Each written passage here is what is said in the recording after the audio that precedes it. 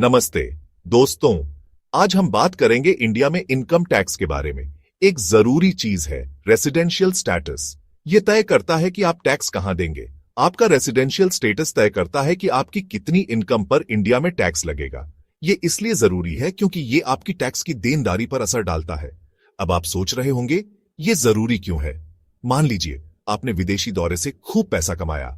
आपका residential status यह तय करने में मदद करता है कि आपको उस इनकम पर इंडिया में टैक्स देना है या नहीं। इसलिए इस चीज को समझने से आपका बहुत पैसा और कंफ्यूजन बच सकता है। के लिए रेसिडेंशियल स्टेटस के कैटेगरीज। इनकम टैक्स की दुनिया में लोगों के लिए 3 मुख्य कैटेगरीज हैं। Resident but ordinarily resident, resident but not ordinarily resident और नॉन रेजिडेंट। इन्हें रेजिडेंसी के अलग अलग लेवल समझो। हर एक के अपने नियम हैं। इंडिया का परमानेंट रेसिडेंट होने जैसा है। आप यहां काफी समय से रह रहे हैं और आपका देश से गहरा नाता है। Resident but not ordinarily resident temporary resident होने जैसा है। आप किसी खास काम से यहां हो सकते हैं, जैसे जॉब या एजुकेशन, लेकिन आपने अभी तक यहां पूरी तरह से घर नहीं बसाया है। आखिर में नॉन रेजिडेंट एक विजिटर होने जैसा है। आप बस घूमने आए हैं, इंडिया की खूबसूरती और रौनक का आनंद ले रहे हैं। हर कैटेगरी का आपके टैक्स पर अलग असर पड़ता है।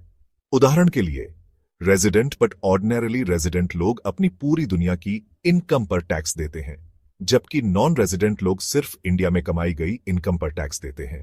स्टेटस कैसे तय होता है और इसका असर। अब आपका रेसिडेंशियल स्टेटस कैसे तय होता है।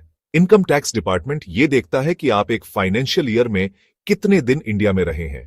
अगर आप एक 182 दिन या उससे ज्यादा रहे हैं तो आपको आमतौर पर रेसिडेंट माना जाता है, लेकिन कुछ अपवाद भी हैं। उदाहरण के लिए अगर आप एक भारतीय नागरिक हैं जो विदेश में काम कर रहे हैं तो आपको तब भी रेसिडेंट माना जा सकता है, भले ही आप एक 182 दिन न रहे हो।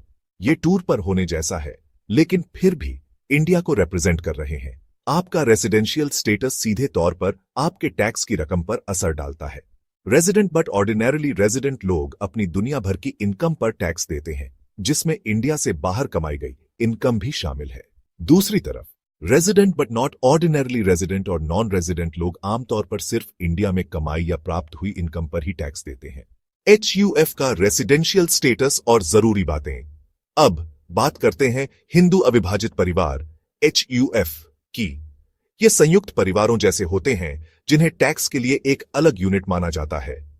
उनका रेसिडेंशियल स्टेटस इस पर निर्भर करता है कि उनके कामकाज कहां से नियंत्रित और मैनेज किए जाते हैं।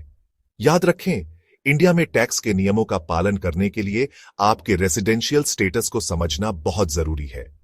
यह सुनिश्चित करने के लिए कि आप सही नियमों का पालन कर रहे हैं और सही टैक्स दे रहे हैं, किसी टैक्स सलाहकार से सलाह लेना हमेशा बेहतर होता है।